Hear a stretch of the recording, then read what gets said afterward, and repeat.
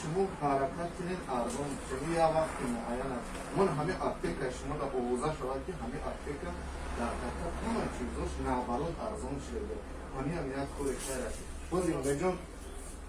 ای اپلیکیشن ندونیم چقدر داروری برای کمک خرید برای خیر کردن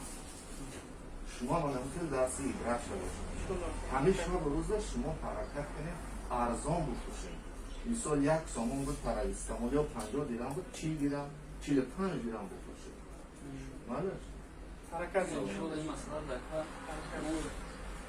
سکول هم مجید است که باشی ما سکول تا سوم بیشترین ما تقسیم کنیم نقش خوی موزاده سکول کنیم